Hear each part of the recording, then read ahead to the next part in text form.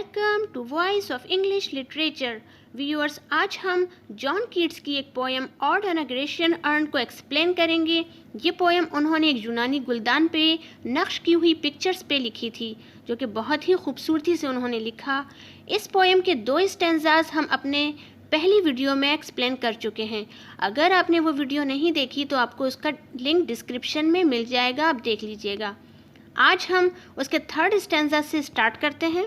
3rd stanza, a happy happy boughs that cannot shed your leaves nor ever bid the spring adieu।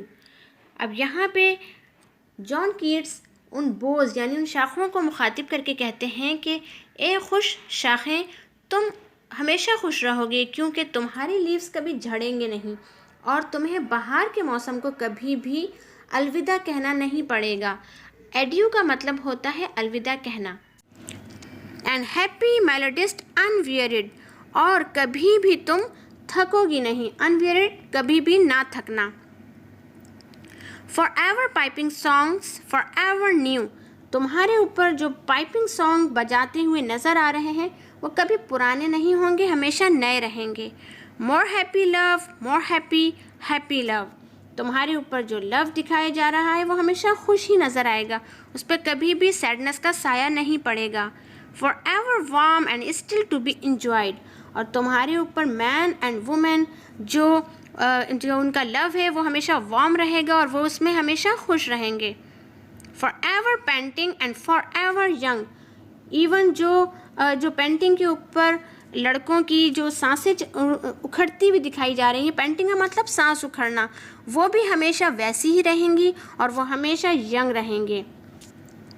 All breathing human passion far above, और तुम human passion से बहुत ऊपर हो, क्योंकि picture हो जैसे हो बस वैसे ही नज़र आते रहोगे। That leaves a heart high sorrowful and cloyed, a burning forehead and a parching टंग।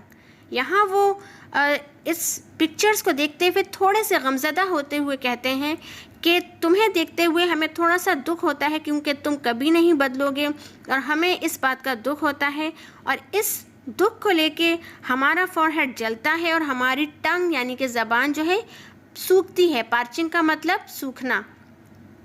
तो ये 3rd स्टैंजा है जिसमें उन्होंने ये बताया कि तुम हमेशा खुश रहोगे क्योंकि तुम्हारे ऊपर जो चीज़ें हैं वो कभी भी फैट नहीं होने वाली।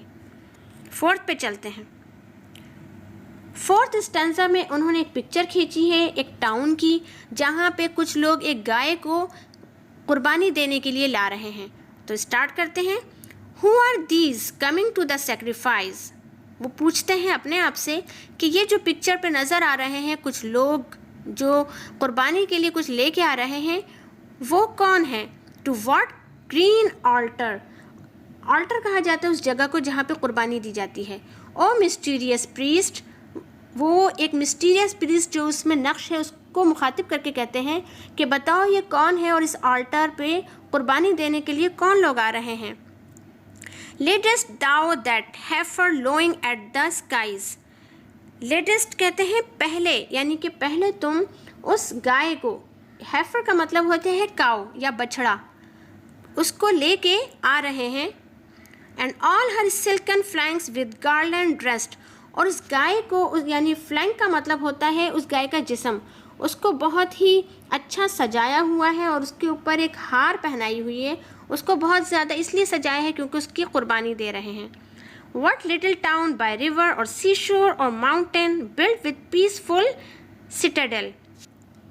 अब यहाँ पे वो कहते हैं कि ये जो लिटिल टाउन है जिसके लोग आ रहे हैं, ये या तो रिवर के ऊपर वाक़या है या फिर समंदर के किनारे या फिर ये बना हुआ है माउंटेन के ऊपर, क्योंकि उनको पिक्चर में इतना समझ नहीं आ रहा है। वो इन तीनों चीज़ों पे सोचते हैं कि ये लिटिल टाउन इन चीज़ों पे बना हुआ है।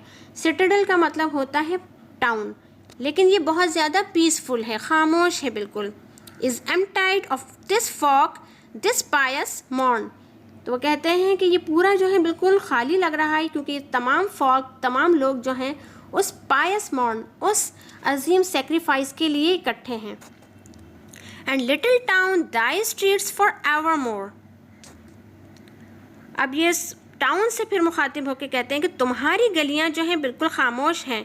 Will silent be, and not a soul to tell why thou art desolate can ever return।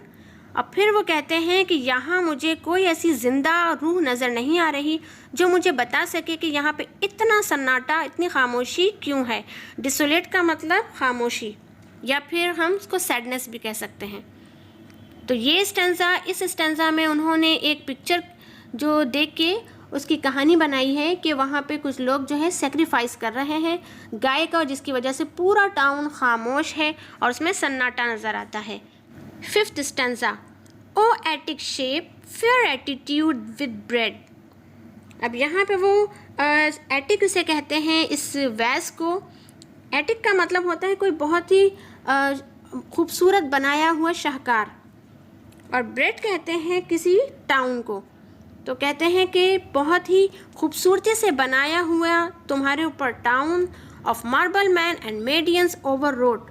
Over road का मतलब नक्श निगारी और मेडियन का मतलब लड़कियां।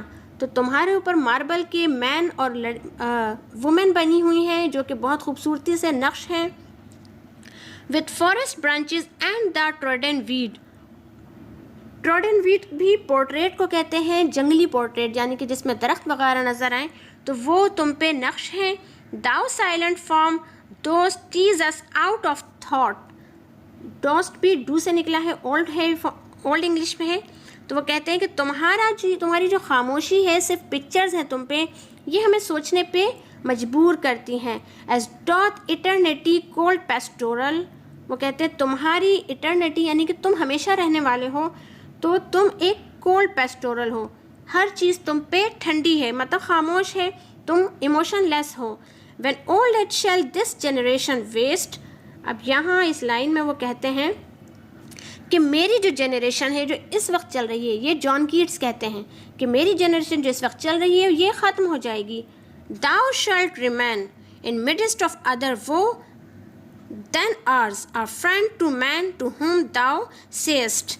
अब वो यहाँ पे कहते हैं कि लेकिन तुम हमेशा रहोगे किसी और के दुखों के साथ, वो मीन्स दुख, किसी और के दोस्त बन के। तो वो उसकी फिर इटर्निटी बताते हैं कि हमारी जनरेशन ख़त्म हो जाएगी लेकिन आगे की जनरेशन के साथ तुम हमेशा रहोगे। अब यहाँ पे जो ये स्टेंजा है इसमें भी उसकी इटर्निटी बताई गई है। और लास्ट में टू हुम दाउ सेस्ट, यहाँ इस लाइन में वो कहते हैं कि तुम हमेशा लोगों को एडवाइस देते रहोगे जैसे हमें दे रहे हो। और वो एडवाइस क्या है, वो लास्ट की ये 2 लाइन्स हैं जो कि बहुत इंपॉर्टेंट हैं। Beauty is truth, truth beauty that is all ye know on earth and all ye need to no.